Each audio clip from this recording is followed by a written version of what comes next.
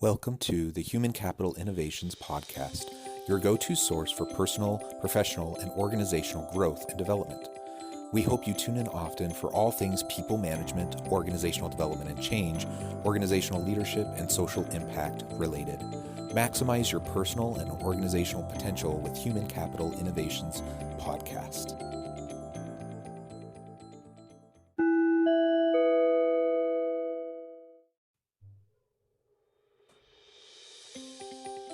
Welcome to the Human Capital Innovations Podcast. In this HCI podcast episode, I talk with Dave Broker about the history of industrial revolutions, the transition of human capital, and the shifting future of work.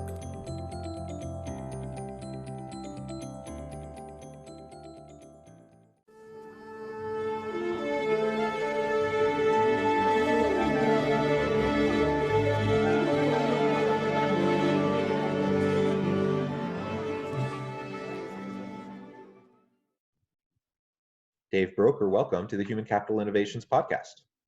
Hi, thanks, John. Thanks for having me. Yeah, I'm excited to have a chance to talk.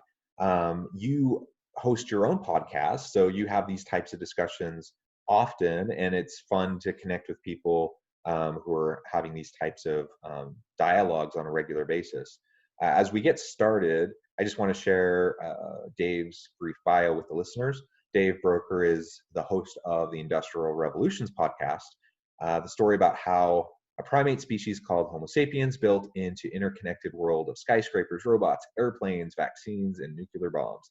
Each month, he releases new episodes about the history of the last 250 years and the impact that new technologies had on the world's economies, governments, religions, families, environments, and more.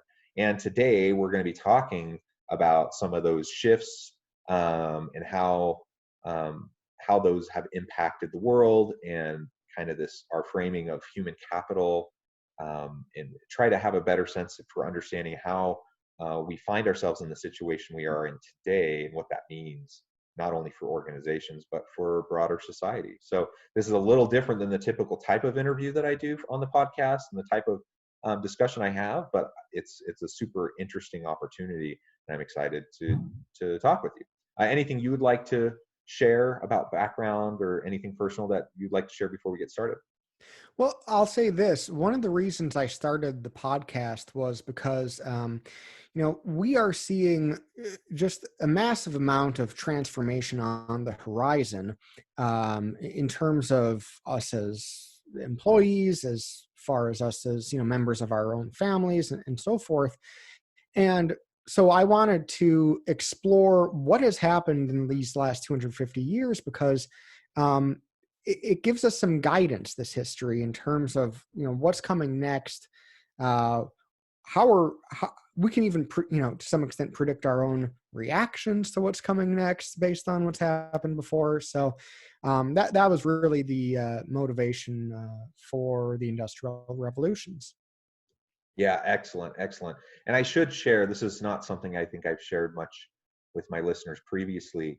I'm a professor of organizational leadership. I teach organizational development and change management, organizational leadership, HR type of courses. My PhD is actually in sociology, where I did comparative international sociology, international political economy, and work in organizations. And so a lot of that is actually related directly to what you're talking about. So going back in time and looking at the shifts in the nature of work over many centuries, and global shifts in power, and kind of these macro processes that are shaping the nature of work, and the nature and the experience of employees across the world. And so that's a lot of what I did in my training, a lot of what I have done in my research.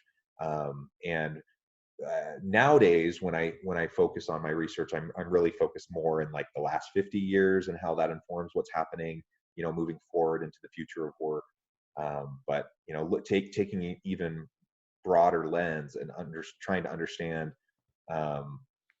all of these drivers and how they've been impacting things over hundreds of years is really, I think, important and enlightening, to try to help us make sense of where we're at right now. So anyways, two peas in a pod, I think, when it comes to our interests in these issues. Yeah. Well, even more than last few years, human society, how we organized ourselves as humans for social cooperation, it was relatively unchanged for about 10,000 years, right? And some people got to be kings or bishops or lords or whatever. Well, most people were craftsmen or peasants or slaves, and all of that has changed in just these last 250 years. I pointed out on Twitter a while back that 250 years ago, over 90% of the world's countries were ruled by monarchs, and now it's I think less than 10%. So that's the kind of transformation we've seen, and that's pretty extraordinary, and it's because of industrialization in a very large part. Yeah. So, and let's start there. I mean, it's the name of your podcast. You've just been referring to it. This Mm-hmm. tremendous shift that's just happened in relatively recent history over the last couple hundred years, and we can mark at least a big part of that shift coming from because of the Industrial Revolution. So, what do you mean by that when you talk about the Industrial Revolution? Why did you choose that as the name for your podcast? Sure. Well, the Industrial Revolution is a period that different historians will define in different ways. There's a very good argument to be made that we're still in the Industrial Revolution. There's still this transformation underway. It's not like the pace of technological change, for example, has started to taper. If anything, it is only grown exponentially. It's only accelerated. But many do talk about there maybe being 3 or even 4 industrial revolutions. We hear this all the time when people talk about Industry 4.0, for example. And so I don't necessarily agree with that, but it is very convenient for how I structure the podcast. So in terms of breaking things into historical chunks. Right now, I'm still on the first industrial revolution. I'm actually going to be wrapping that up in September. And for my purposes, I date that between roughly 1760 and 1848.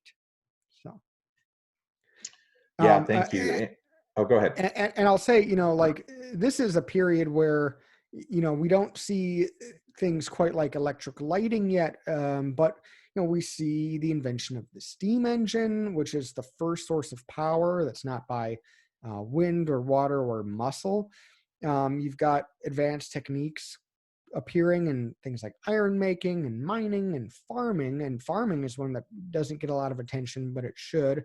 You also see the development of precision engineering at this time, which was very overlooked for a very long time, and it's only now starting to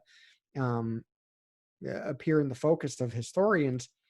And then you've got all this improved transport infrastructure, first with canals and then with railroads.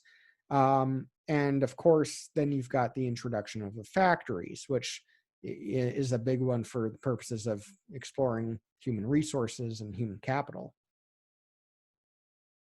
Yeah, absolutely. And so, I mean, obviously, I think most people, when they think about the Industrial Revolution, they think of factories. And Mm-hmm. that just fundamentally shifted the way work was done for people who were in these urban centers and working in factories.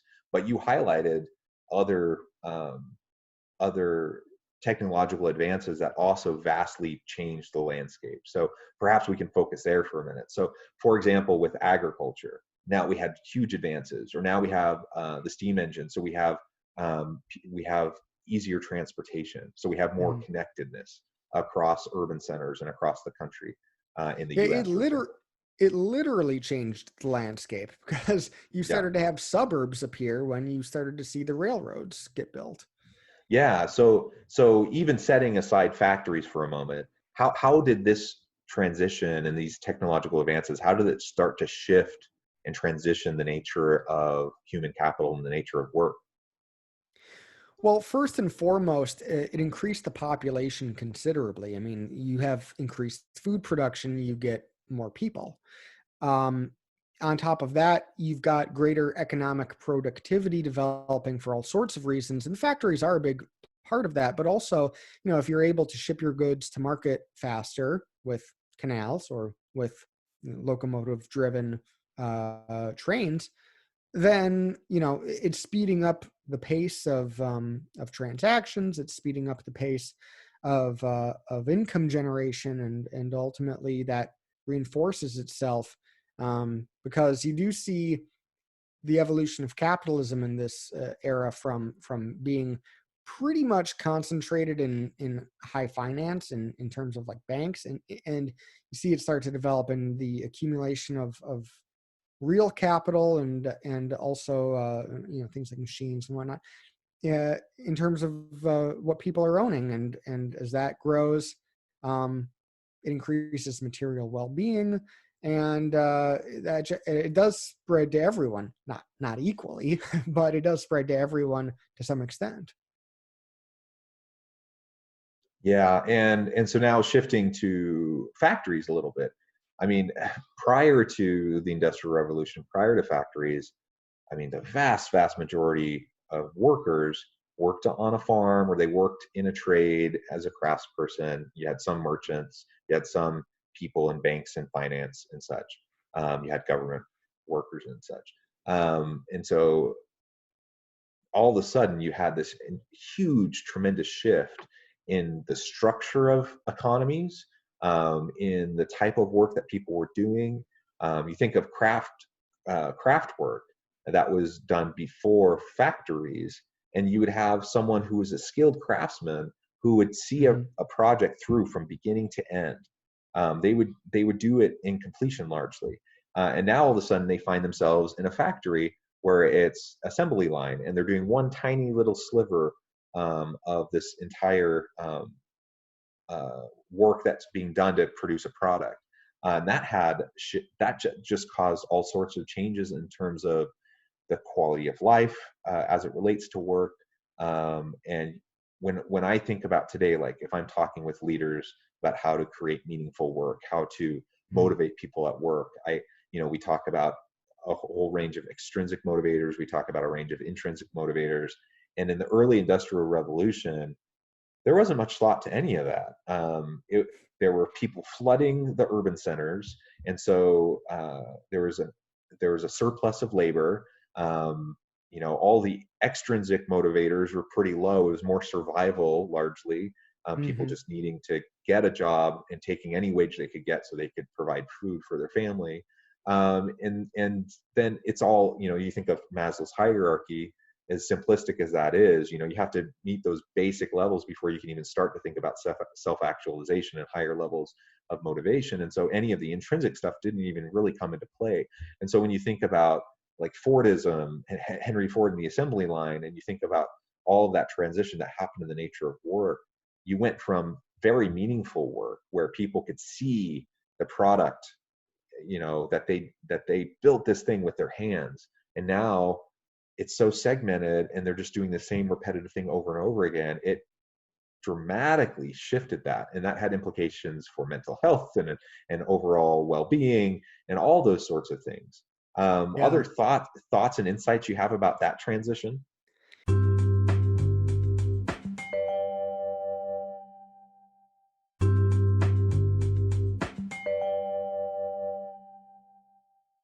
Well, you're totally right.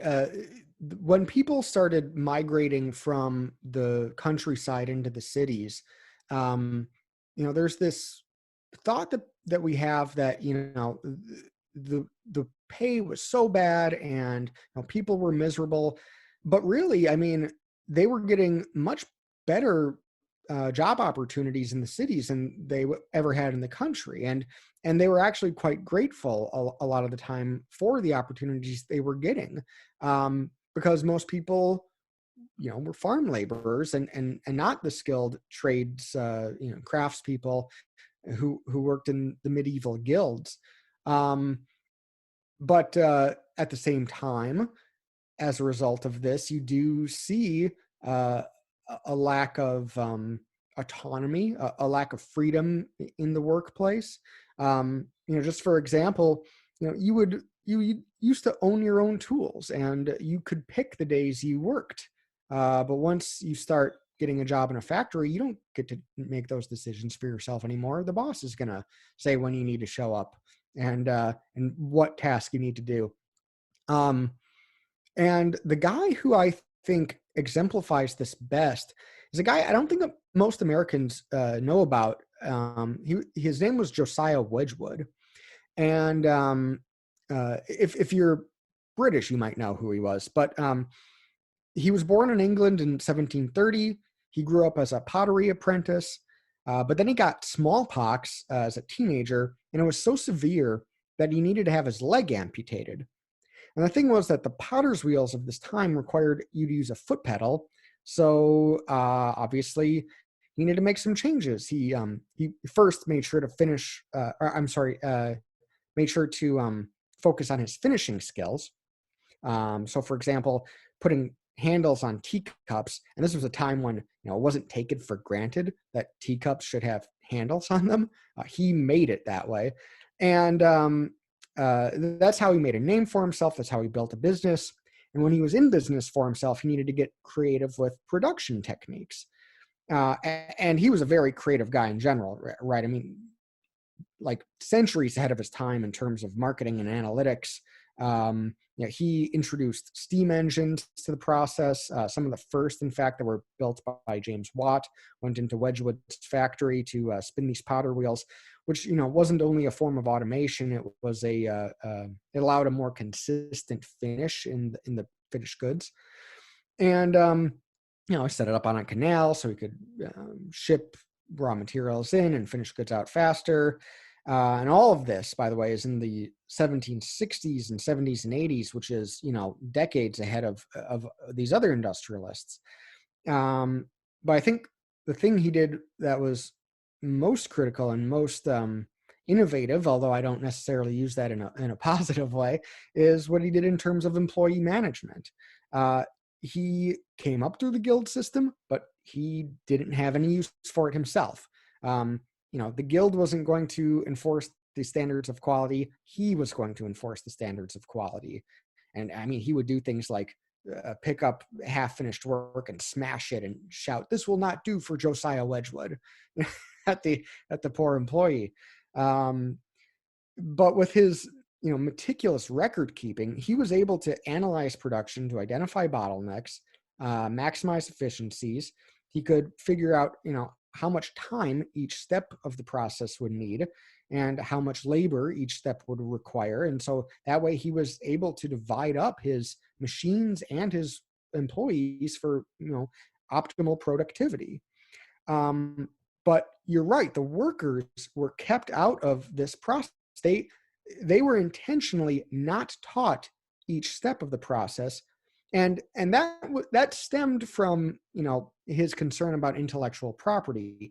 This was a time in which patent law was just not enforced. So he was afraid that if my employee knows the trade secrets, he's going to sell them off to a competitor. So he didn't teach them that. But the effect that this had was that it de-skilled the labor. This is a term historical economists or economic historians, whatever, call it. It's the de-skilling of labor. They didn't need to be trained to be proficient potters like the guild members of the past. They just needed to learn, to do one repetitive task over and over for hours and days and years on end. And he even laid out his factory. It was called the Truria. He laid it out so that each room had a unique purpose, and there was no reason for an employee to be in a room that he wasn't assigned to. So this reinforced the de-skilling of his own workforce. And now that his workers are unskilled, they can't own the machines, right? Because they're connected to giant steam engines. They can't take them home with them. So he starts doing something else that's really new and innovative. He starts requiring employees to clock in, and he pays them an hourly wage then. This is something that just wasn't really done before. So these are some examples of of things he did that were later adopted by other entrepreneurs in the Industrial Revolution. Yeah, I love the example, and I wasn't familiar with the story, and so that was really fun to hear you talk about that, and I appreciate it. Um, let's in the time we have remaining, let's start to look forward now. So we have Mhm. all this track record of these shifts over the last several hundred years, the Industrial Revolution. You mentioned Industry 4.0, and we continue to have disruptive technologies, and so we're not done. Um, Mhm. these shifts are continuing to happen. Um, as you look into the future, what are some of the biggest changes you foresee? Not necessarily predict. We don't have a crystal ball, but Mhm. what are some of the types of things that you suspect we'll see, say, in the next decade? There's always the concerns people have about AI, right? I think that's a good example. One thing looking at history to give a sort of comparison, um, in the process of mechanizing and industrializing the textile industry in Britain in the first industrial revolution, you had this issue where you used to have these guild members who spun wool. That was actually like one of the first guilds in Britain was the wool spinners, and so this way the government was able to say, okay, well, you can't spin this wool in this city unless you're a guild member. Okay, so what a lot of merchants started doing was they hired independent contractors out in the country. And these were the examples of cottage industry, where they'd send them a bunch of wool, they'd let them rent a wheel, and they would spin the wool into yarn. And then somebody else would take another machine in the cottage and they would maybe weave it into a piece of cloth. Um, and the thing is that this is a very simple task to do. So a lot of people tried doing it, right? And then what happened next is it got mechanized. And so all of a sudden you've got all these people in the labor market doing this who are just, getting crushed in terms of opportunities. And I see the same thing happening right now with uh, what used to be called taxi drivers, right? If you were a taxi driver, you would buy a medallion, and it was very similar to buying an apprenticeship, right? You had to pay for your apprenticeship to become a guild member.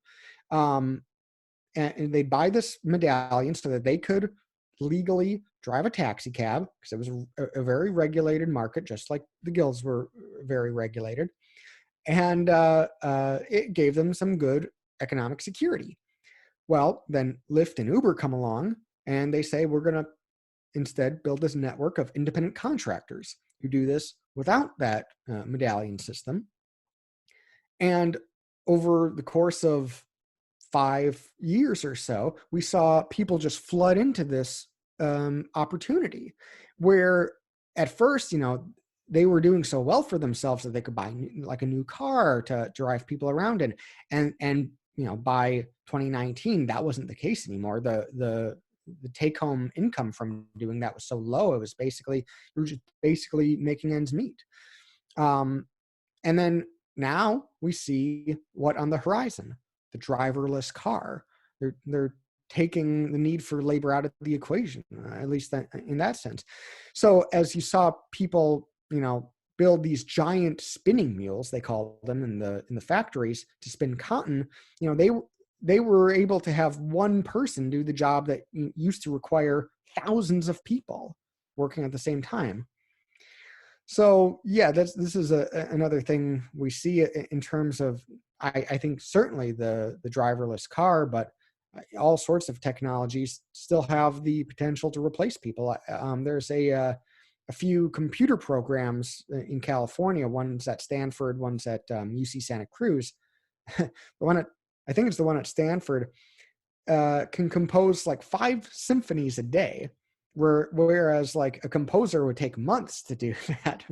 And they're just as good as what a composer could have put together, just as good as what Bach or Beethoven could have put together. The other one can write haikus, which are very easy to write, and people reading these haikus can't tell the difference between a human haiku and a computer haiku. So even the arts are up for grabs by mechanization, which is both scary and kind of humorous, I think. But I mean, just unlimited examples. Yeah. Yeah. Thank you. Thanks for those insights. And yeah, when we talk about the future of work, machine learning AI gets a lot of attention. Driverless cars gets a lot of attention. Um, Talking about mechanization and any kind of routinized tasks, it's predicted that basically almost all of those are going to be replaced in the near future by technology in Hmm. one form or another. And so it's super interesting to consider those implications for shifting entire industries, disrupting jobs, displacing workers, but also creating new jobs, creating new types of work. And we are more and more into a knowledge worker environment and economy Hmm. where if people want to be marketable, they can't be doing routinized tasks. They have to be creative thinkers. They have to be able to communicate effectively. They need all the soft skills. They need to be able to um, demonstrate their creativity and innovate. Those are the types of things that, at least for now, are harder, to imitate by machines. You mentioned Exactly. you mentioned like Uber and Lyft, and some of these other types of other companies that have taken similar types of models in different areas. We've seen a huge shift over the last decade, really even over the last 2 decades, towards more and more gig work, more contingent workforce, a move away from the more traditional kind of 8 to 5 full-time employee type arrangement within organizations. And so it'll be super interesting to see if we continue to see that shift as well, towards more project-based work, as opposed to having people who are employees. But we see, even with like Uber, the big pushback to Mhm. for Uber drivers to be considered employees rather than independent contractors. So Right. I mean, a lot of this is going to end up playing out in through shifts in legislation and in the courts as well, in terms of what it looks like to do this type of work, and does that mean we're formally associated with the organization as an employee or whatever. Well, and I think with COVID-19, a lot of bosses are inevitably going to look at this and say, okay, our red brick factory just doesn't make sense in the 21st century. You don't need employees who are coming in to work on a computer to do that in the office. It's not necessarily a bad idea all the time, especially if you're going to have meetings and so forth, but it's not necessary on a day-to-day basis. You can get away from what Josiah Wedgwood had put together. You can get away from the 9 to 5 routine, the clocking in. You can have a reskilling of labor, as I would call it, and but ultimately, it's not going to be the skills that the people had in the Middle Ages, making shoes and stuff. It's going to be, like you said, soft skills. It's going to be critical thinking skills, and so forth. Excellent. Well, this has been a really fascinating discussion. We're about out of time, though I'm sure we could go on and on and on. But hopefully, this has given listeners a chance to just consider a little bit of the history and how that's influencing our present day, and trajectories that might lead into the future for how we could see shifts come in the decades to come. Before we part, though, I want to give you a minute, Dave, to share with listeners how can they get connected with your podcast and any of the other work that you're doing. Sure. So whatever podcast service you use, you can search for the Industrial Revolutions, plural, and you'll be able to find it. It's also the industrial. Sorry, it's at IndrevPod for all the social media platforms, and industrialrevolutionspod.com for the website, and you can check that out. Hit subscribe so you always get new episodes, just like with HCI. Yeah. Excellent. Well, thank you so much. It's been a fun discussion. I hope that the listeners will reach out to Dave, get connected with his podcast. Lots of more interesting insights in historical context and understanding to be had there for sure. I hope everyone has a wonderful day and the rest of their week. Stay healthy and safe, and I hope you are happy and have a meaningful experience at work.